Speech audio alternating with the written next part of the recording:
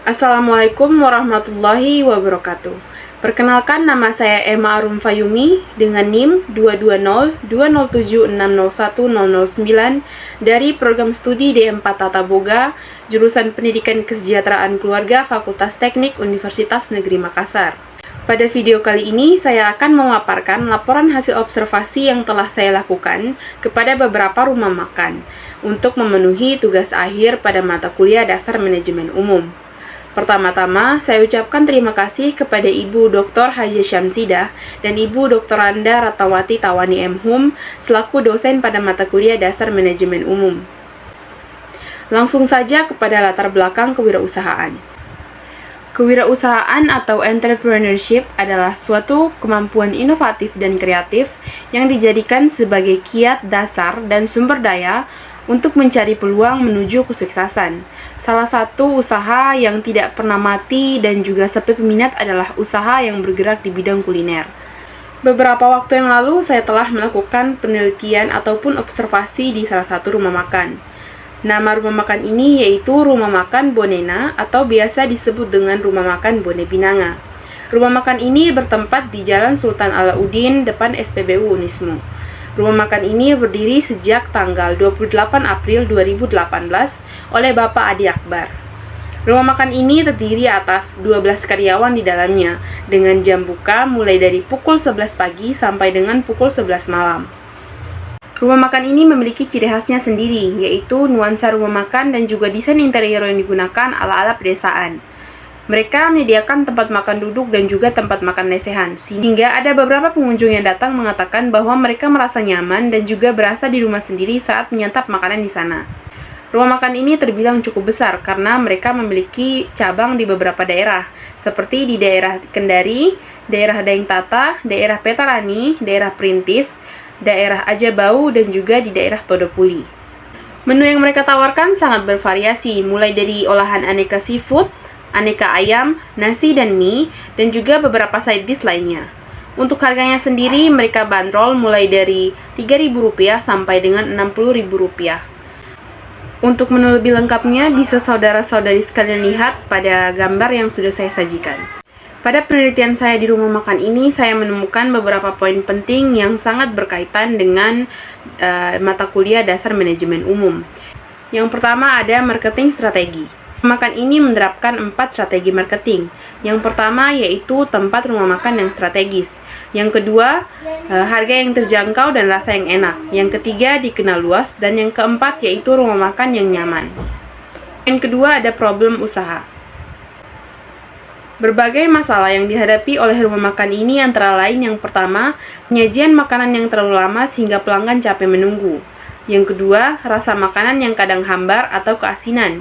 Yang ketiga, kurang tempat duduk saat pelanggan ramai-ramainya datang berkunjung. Dan yang keempat yaitu meja sebelumnya belum dibersihkan pada saat pengunjung baru mendatangi rumah makan tersebut. Poin yang ketiga ada motivasi usaha.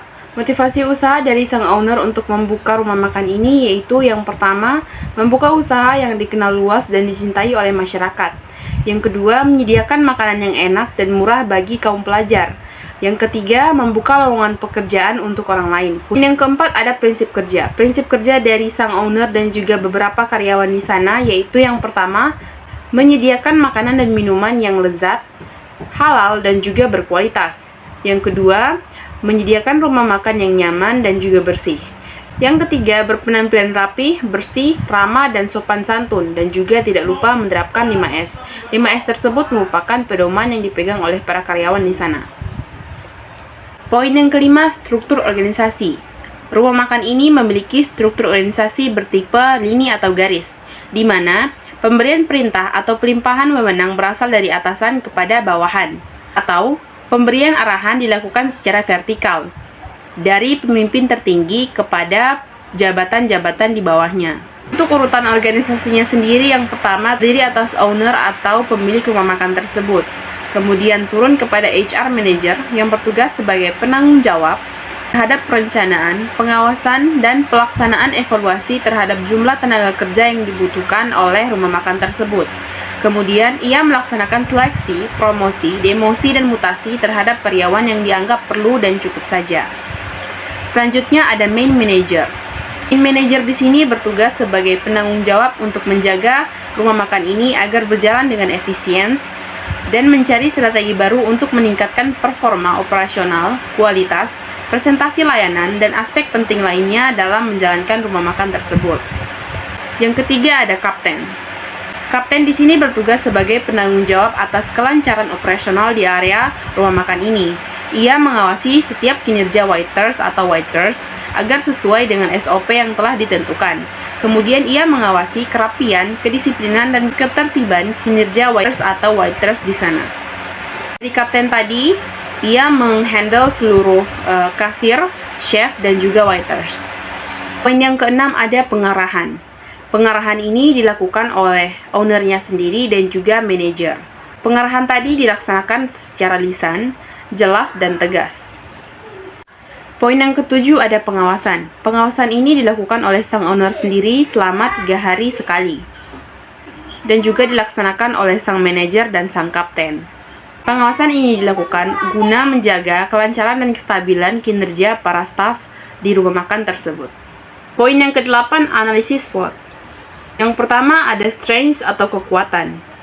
Rumah makan ini memiliki kekuatan berupa yang pertama, menu yang disajikan bervariasi dengan harga yang terjangkau.